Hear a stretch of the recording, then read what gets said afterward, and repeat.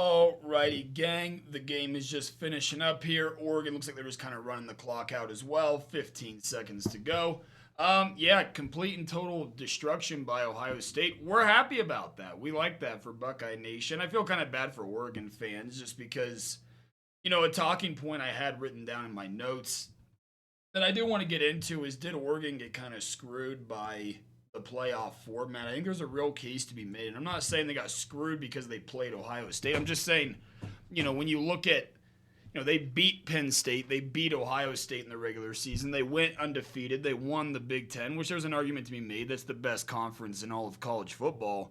I just thought they had a tough draw where they have to play the winner of Tennessee and Ohio State versus, Texas has to play at Clemson, they play against Clemson. But then their second game is Arizona State. I'd make an argument that Oregon would rather play Penn State's run, right, with SMU at home, and then Boise State in the second round. We'll see what happens with Notre Dame, Georgia. And then just with Texas, their second game is they get Oregon State. Oregon State. Arizona State, excuse me. And then I could make an argument that Texas would probably, rather play Arizona State. They'd probably play anybody else with the exception being Georgia, I suppose, in the second round. So there's a real argument to be made there. So the game just finished up. They're talking to Ryan Day now. Second half had a lot less fireworks, as you can see, with a total of 20 points scored in the second half compared to 42 scored in the first half. So, in terms of just, watching the game itself, a lot less fireworks. It was pretty, Oregon was behind the eight ball, right? They definitely played a lot better in the second half. The only problem is they just didn't have score or time or situation on their side. So then Ohio State knows what you're going to do. They can just pin their ears back, send their rushman package at your quarterback, and then, we know you have to throw it. So definitely an advantage, but that's the advantage you get when you have a first half the way that Ohio State did, I suppose. I forgot to say this at the halftime game, but number one, the Rose Bowl is my favorite spectacle in all of sports. Just the venue itself and, just like the iconic logo of the Rose Bowl, the iconic venue. I thought it was a sweet helmet game too. I always like when Oregon with their colors goes up against Ohio State with their colors. So I thought it was a sweet game just visually as well. Again, I think we all would have wished it would have been a little bit closer. I'm personally okay with Ohio State jumping out to a massive lead courtesy of Jeremiah Smith and the crew. And then, kind of coast to a victory. I'd rather it be that way. I think I speak for most Ohio State fans when I say we were pretty nervous there at halftime. And then when you guys came out of the half and then you scored that very first touchdown in the third quarter. And then what we did, we went 3 and out. And I think our defense kind of stepped up, held you guys, for the most part. You guys had the one long pass. I think that was early in the fourth quarter, if I remember correctly. But anyways, they were able to hold them off. We like that. We're happy about that, I suppose. I thought the entire Ohio State defensive line played awesome. I didn't even realize Oregon had finished the game with negative 23 rushing yards. Does that count QB sacks, though? I'd be curious. I have no idea. But definitely, I thought Ohio State was by far the more physical team. I thought they were popping the pads a little bit harder than Oregon was. I thought they won the line of scrimmage both on offense and defense. You could argue that's maybe the number one predictor outside of turnovers for end-game result. So I was really proud with how Ohio State played. Still with a lot of injuries on that offensive line, and they're starting to mesh pretty well. So give Justin Fry his props as our offensive line coach. Seems to be coaching his nutsack off. I was going to choose a friendlier word, but it is what it is. I thought Lathan Ransom was laying the pads the entire game. I thought Cody Simon was flying around sideline to sideline the entire game. Both those guys. I thought Caleb Downs was all over the field. He was in on every play. I kept waiting for us to get an interception for some of those tip passes, but it just never came. They're showing the playoff picture now. So we got Ohio State and Texas. That'll be a fun one to watch. And then obviously Penn State awaits the winner of Georgia and Notre Dame, which hopefully is a good game as well. It's interesting storylines. Normally you'd pick Georgia pretty big, I think, but with Stocksdale or whoever Georgia's, I might be totally off on that. Whoever Georgia's quarterback's going to be, you just never know what he's going to bring to the table in a moment that big. Really, yeah, the entire secondary for Ohio State, though, they were all flying around and they were all in good position to make some plays. Again, kept waiting for the interception to come, but it never did. when I did the college football bracket prediction, I picked Ohio State to win this game, and I thought Dylan Gabriel would have just more, turnovers that we're not used to him having, but he didn't. He actually played pretty well given the circumstances. I mentioned this in the halftime report, but I'll say it again. He just had nobody open for the better part of that game, and when he did have guys open, he made pretty good throws. I thought he did pretty well extending plays with his legs. He played pretty well, and he showed you what he's made of.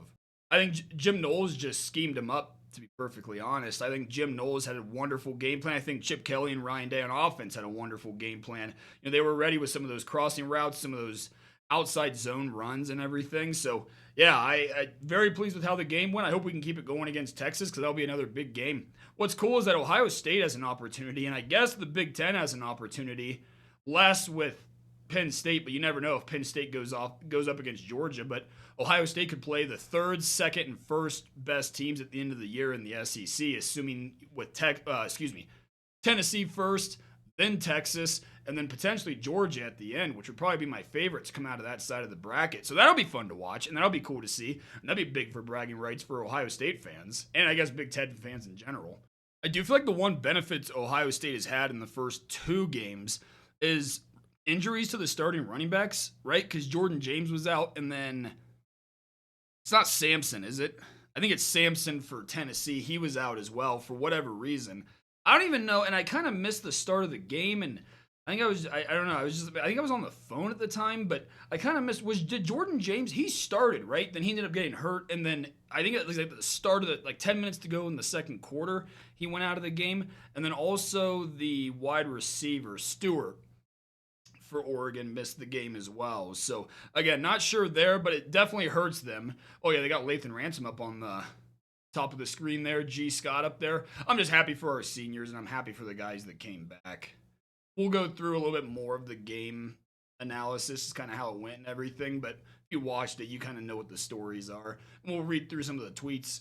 But yeah, again, one of the things that I keep running back on and what I kept on seeing with a lot of Oregon football Twitter talking about was, did they get screwed with the seeding? It's hard to argue they didn't. So I think what they may do next year, you would have your top four just teams in general. For instance, what if this year Ohio State and Oregon, let's say they didn't play each other, and they both ran the table the entire way throughout the season, and then it was a 1-point game in the Big Ten championship. You'd have a hard time telling me that those aren't two of the four best teams in the country this year. But because, so we'll say Oregon wins by 1. So because Oregon wins by 1 in the Big Ten championship, now Ohio State's at best a 5th seed. In which case we probably would have wanted that this year, because then you do get the draw that Penn State got. It just seems a little bit foul that Penn State has an easier run to the semis than Oregon did after Oregon beat them in the Big Ten title game, right? So there is some credence just in regards to what, the national media was saying. I thought they were a bit hard. I still maintain, and I can defend it, and I will defend Indiana being in the tournament. I still wholeheartedly stand behind that. SMU we could talk about. Obviously, Boise State should have been in. The question being, should they have had a bye? I don't know. In that game against Penn State, now you'll remember I did predict them to beat Penn State at the start of the bracket, which was rather unfortunate that I picked that now, because they looked like they didn't belong on the same field with Penn State. So I'll own that one. Yeah, I'll take that one. And they have Ryan Day up there now hoisting the football, whatever that's supposed to be, just for the game. How different the narrative is for him now. Obviously, as I claim to be Ryan Day's one of his biggest defenders, boy, it was tough after that Michigan game. And it's getting beat to a dead horse just in regards to where was this Ohio State team? Where was this play calling against Michigan? And obviously I have no idea. Was Will Howard banged up? Maybe. I have no idea. We weren't calling it before he got banged up, though, either. It is a head scratcher. I'm not going to beat that dead horse. It is what it is. We'll just leave it at that. So, but yeah, I mean, the narrative shifts because he's been scheming up the two teams that he's played, two damn good teams too. Both Tennessee, then obviously Oregon. Now has a chance to go scheme up Texas potentially, who I think had a decent amount of injuries. I watched the better part of the Arizona State game against them today. I think they had a lot of injuries in that game, so that'll be interesting to see who all plays for them.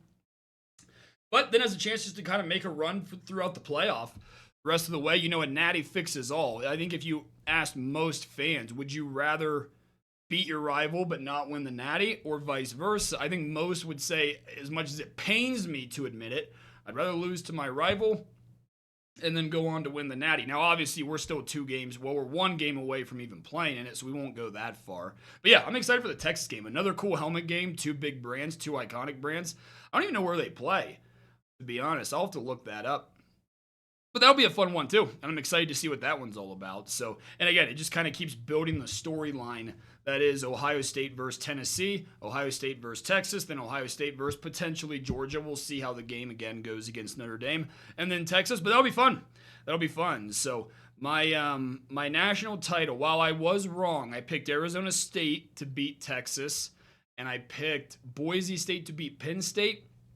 National championship still alive. Georgia's still alive. They still have to play their quarterfinal game, and then obviously Ohio State's still alive, so we'll see. And another fun one with that is just the whole Quinn Ewers versus Ohio State after everything that, him committing to us, being there for a year, then transferring back to Texas, so fun storyline there. But we'll get more into that as we get closer to it, which I think the game is going to be played on like that weekend, right? So it'd be January, I don't know, 11th, something like that. I can't remember. Either way, so it'll be played on the weekend, not this coming one, obviously, but the one after that, which I'm excited for that game. That'll be a fun one. Steve Sarkisian, last time we went up against him, he was the OC for Alabama when we played him in the national title in 2020, and boy, he cooked us. He schemed us up like there was no tomorrow, albeit that was pre-Jim Knowles, albeit he had Devontae Smith, and we had Tough Borland guarding him for some reason. But it is what it is. It is what it is. So either way, college football playoffs, awesome. Because like I said, if you're an Ohio State fan, you got to see them play Tennessee, play Oregon, play Texas, and then potentially play whoever's in the natty. If you're a Texas fan, you got to see them play Clemson, play Arizona State, play Ohio State, and then play whoever's in the natty if you guys make it. So all in all, a 12-team playoff is a massive W. Some changes may be needed for how we do the seeding and everything, but nonetheless, massive W for the sport so far. This is a lot of fun. I think it's more fun when your team wins, obviously. So quick overview of the stats here. Not much for Will Howard in the second half. Those were basically his stats in the first half. Travion Henderson added another touchdown in the second half. Jeremiah kept doing Jeremiah things, making clutch catches. We just ran the ball more, obviously trying to chew clock in the second half. Holden had the 2 touchdown receptions for Oregon. That first one at the end of the second quarter was a sweet catch, too. Sweet catch on the second one, too, to be honest. Yeah, just not much for rushing yards. Jordan James, 7 carries, averaging 2 yards a carry. The entire second half, you couldn't really run it. You kind of had to throw the rocks. So Gabriel ended up 29 for 41, 300 yards and 2 tutties. Obviously, both of those going to Holden. Not sure if anything else jumps off the page here. Travion ran well. I thought Quinshawn ran really well in the second half, especially. Emeka had that sweet, now they don't have any defensive stats up yet, unfortunately, but defensive line I thought cooked. Again, benefit of being able to pin your ears back. G. Scott with the 1 reception, which if I'm not mistaken was the first play of the game, minus the kickoff. So it was a noisy 1 for 30, kind of got the ball rolling for us. Carnell had the 1. Obviously, Emeka had that sweet seam route touchdown in the first half.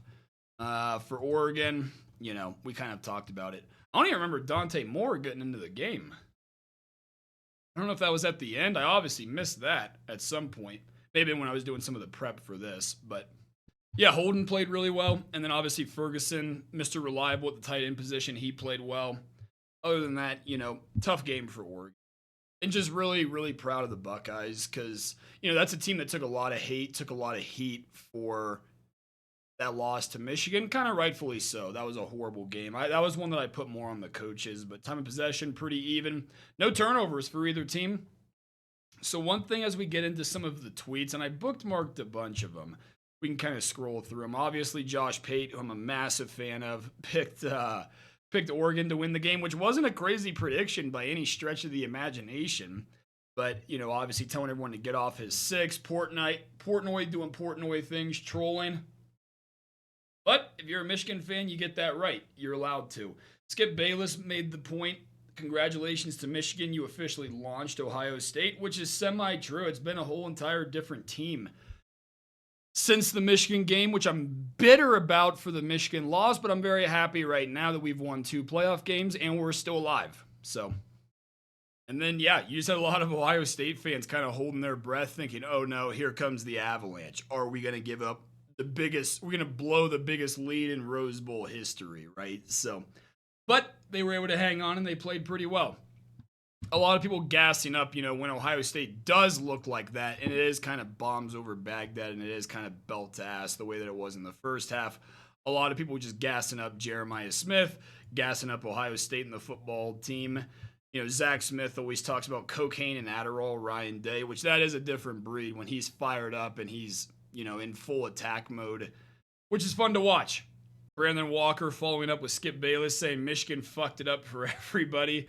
And then I felt bad for Oregon fans. A lot of times the biggest knock on Oregon, right, is postseason play. You can go back to the Mariota year when they played Ohio State, which that team may have been undefeated as well, but I can't remember for certain. But they took belt to ass to Florida State in the first round, and then obviously Ohio State got the better of them in the Natty.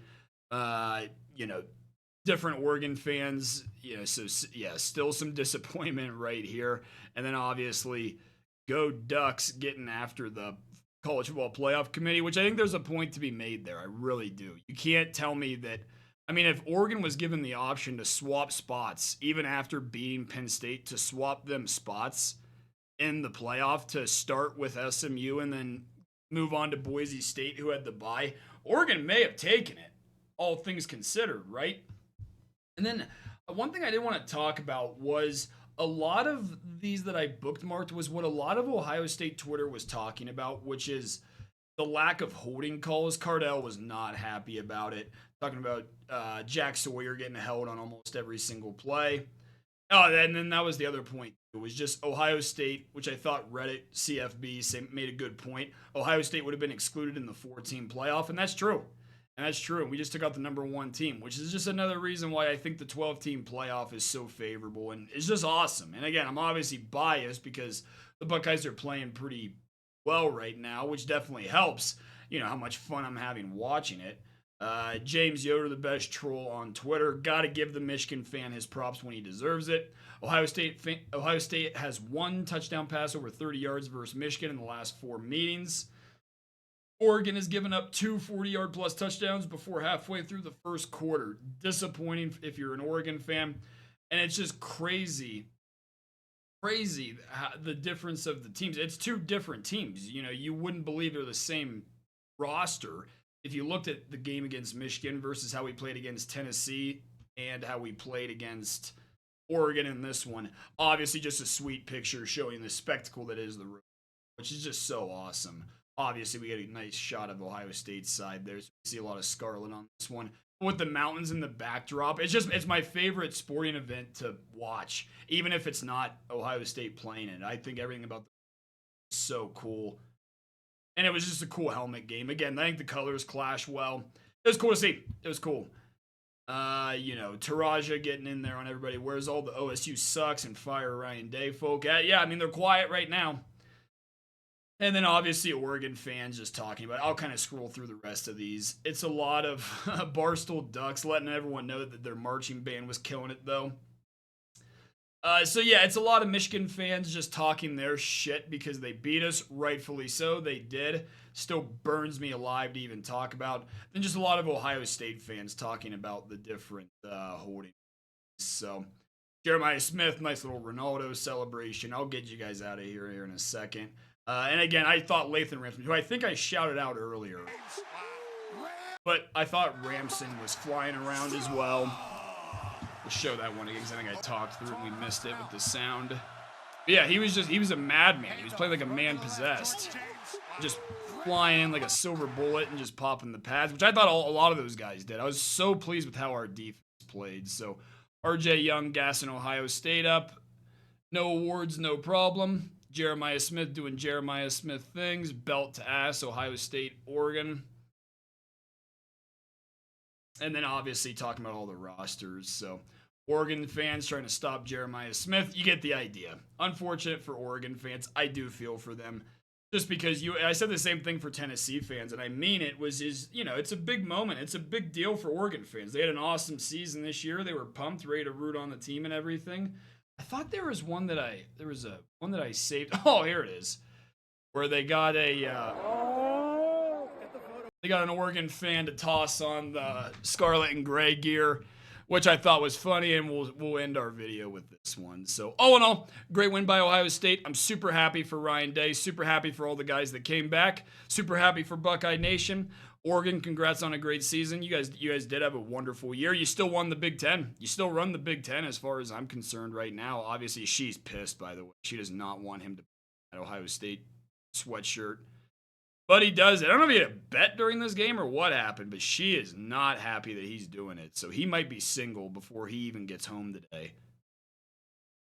Even hits the OHIO. Yeah. That is kind of a bad look for Oregon fans. She's obviously not happy, but I don't blame her.